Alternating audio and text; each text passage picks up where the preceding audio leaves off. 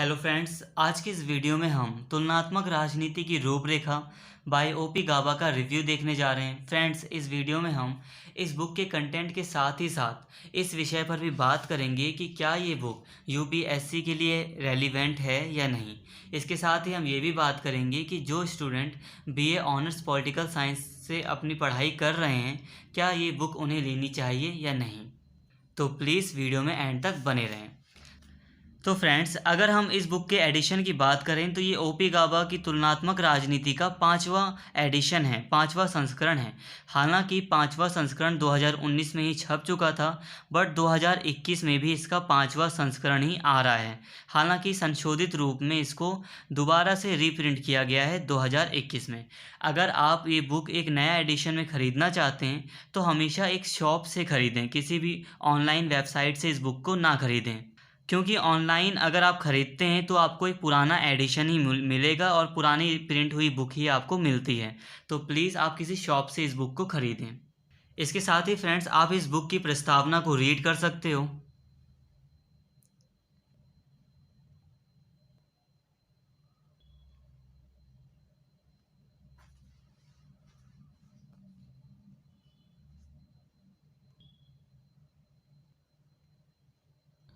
तो आइए फ्रेंड्स, एक बार इस बुक के कंटेंट को भी देख लेते हैं। तो फ्रेंड्स, इस बुक में जो पहला चैप्टर दिया गया है वो है तुलनात्मक राजनीति, विश्लेषण, स्वरूप और उपागम। मतलब कंपैरेटिव पॉलिटिकल एनालिसिस के यहाँ पर नेचर और अप्रोचेस की बात की गई है। इसके बाद सब टॉपिक्स में कई सारे टॉपिक्स को एक्सप्लेन भी किया गया है। इसके बाद जो इसका दूसरा चैप्टर है वो है राजनीतिक प्रणालियों का वर्गीकरण। इसका तीसरा चैप्टर है संविधानवाद, सिद्धांत और व्यवहार। इसका फोर्थ चैप्टर है आधुनिक राज्य और समकालीन प्रवृत्तियाँ। पांचवा चैप्टर है इसका शासन के अंग, ऑर्गेन्स ऑफ गवर्नमेंट। फ्रेंड्स, एक बात आप ध्यान में रखें कि ये इस बुक का रिव्यू मैं पढ़ने के बाद ही कर रहा हूँ, तो प्लीज़ वीडियो में एंड तक बने रहें। इसका जो सिक्स्थ चैप्टर है वो है लोकतंत्रीय प्रक्रिया, डेमोक्रेटिक प्रोसेस।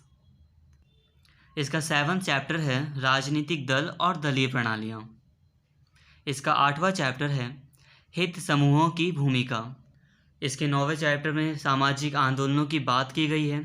10वें चैप्टर में राजनीतिक संस्कृति की संकल्पना है। इसके बाद 11वें चैप्टर में राजनीतिक विकास की संकल्पना, कॉन्सेप्ट ऑफ पॉलिटिकल डेवलपमेंट। इसके 12वें चैप्टर में संवैधानिक विकास में क्रांति की देन की बात की गई है। 13वें चैप्टर में ब्रिटिश राजनीतिक प्रणालियों की बात की गई है। फ्रेंड्स, यहाँ पर पहले यहाँ पे 12 चैप्टर में संवैधानिक विकास यानी कि संविधान का विकास किस प्रकार से हुआ सभी देशों के बारे में बताया गया है। उसके बाद फिर सेपरेट ब्रिटिश, फिर उसके बाद अमेरिका वगैरह सबके बारे में सेपरेटली बताया गया है।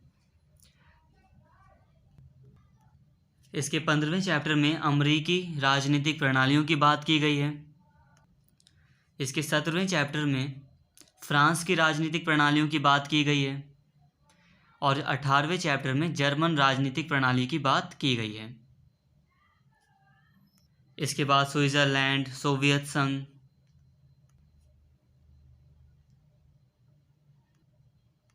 चीन की राजनीतिक प्रणाली,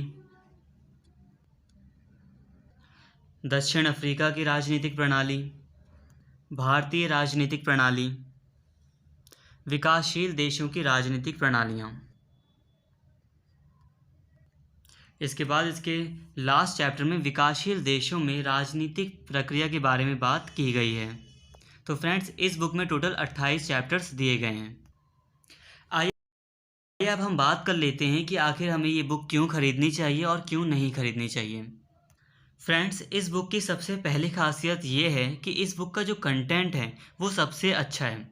अगर आप एक as a political science student अगर आप एक बहुत अच्छा कंटेंट चाहते हैं किसी भी बुक से, तो हिंदी मीडियम में ओपी गाबा की ये बुक ही आपको एक बहुत अच्छा कंटेंट प्रोवाइड करती है। ऐसा कहा जाता है कि ओपी गाबा सर की बुक थोड़ी सी हार्ड होती है समझने में, ये थोड़ा सा सही है, बट अगर हमें एक अच्छा कंटेंट चाहिए तो ये बुक हमारे लिए ज़रूरी है।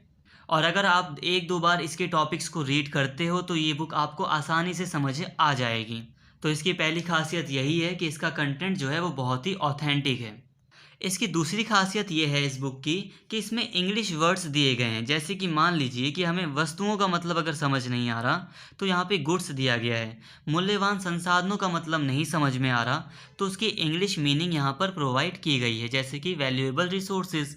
इसी तरह इसमें कई सारे इंग्लिश वर्ड्स दिए गए हैं। अगर हमें तुलनात्मक पद्धति का मतलब नहीं समझ में आ रहा तो हम कंपैरेटिव मेथड से थोड़ा आइडिया ले सकते हैं।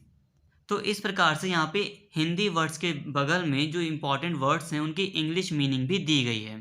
इसके अलावा दोस्तों इस बुक में कई सारे एग्जाम्पल्स के द्वारा टॉपिक को एक्सप्लेन करने की कोशिश की गई है।